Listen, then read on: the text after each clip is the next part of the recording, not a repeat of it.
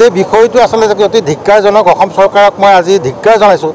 মানে তেওঁলোকে অসমৰ আটাইতকৈ এটা গুৰুত্বপূৰ্ণ এটা পথসংযোগ, এইটো তেওঁলোকে জানে। উত্তৰ অসম, দক্ষিণ অসম, পূব অসম, পশ্চিম অসমৰ একে অসমৰ সমাজত থকা এটা বৃহত্তম জনসংযোগ পথসংযোগ। এই পথসংযোগটো যিখন 2016 চনত উৰণীয়া সেতু বনাইছিল, যিটো নগাঁও ইটানগৰ 4 লেনযুক্ত পথ সংযোগৰ কাৰণে নিৰ্মাণৰ কাম হাতত লৈছিল। আজি সুদীৰ্ঘ 8 বছৰ এই উৰণীয়া সেতুখন নিৰ্মাণ কৰিব নোৱাৰাৰ ব্যৰ্থতাৰ কাৰণে এইটো অসম চৰকাৰে সম্পূৰ্ণ ব্যৰ্থ।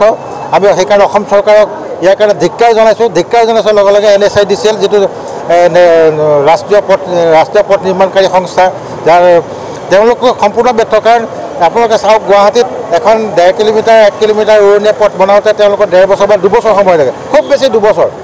কিন্তু কলিয়াবৰ অসমৰ এই বৃহত্তৰ পথ সংযোগটো যিখন আটাইতকৈ গুৰুত্বপূৰ্ণ জেগাটুকুৰ যিটো উৰণীয়া সেতু তেওঁলোকে বনাইছে, এইটোত লাগিছে 8 বছৰ। 8 বছৰ এতিয়া 8 বছৰ হৈ গ'ল। 16 চনৰ তেওঁলোকে মাৰ্চৰ পৰা কাম আৰম্ভ কৰিছিল। তাৰমানে যোৱা বছৰত 8 বছৰ সম্পূৰ্ণ হৈ গৈছে। এতিয়া 9 বছৰ সোমাল। আৰু ইয়াৰ ফলত আমি যদি কওঁ কলিয়াবৰ তিনিআলি ৰাইজ ইয়াৰ পৰা ক্ষতিগ্ৰস্ত এইটো হৈছে, সেইটো নহয়। গোটেইবোৰ অসমৰ ৰাইজ ইয়াত ক্ষতিগ্ৰস্ত হৈছে। ইয়াত সঘনাই পথ দুৰ্ঘটনা হয়, ইয়াত যান জঁট হয়, পথৰ অৱস্থাটো সঘনাই পথ ভাঙে। গতিকে এই মানে কলিয়াবৰ তথা গোটেই অসমৰ ৰাইজক জীয়াতু ভগাৰ যিটো national highway infrastructure development corporation, যিটো NHIDCL, তেওঁলোকৰ ব্যৰ্থতাক আমি আগৰ পৰাই ধিক্কাৰ জনাই আহিছোঁ। বিভিন্ন সময়ত কলিয়াবৰ উন্নয়ন সমিতি এইটো ইয়াত আমি বিভিন্ন ধৰণৰ কাৰ্যসূচী, বিভিন্ন আন্দোলনৰ কাৰ্যসূচী আমি লৈছোঁ।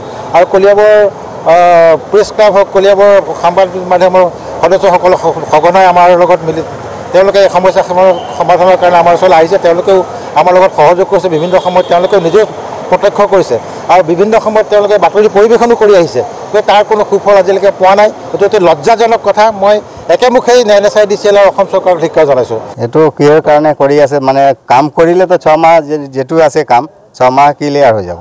এইটো কি জানো, পইচা নাই, আজি তেল নাই, আজি বালু নাই, এনেকুৱা চলি আছে।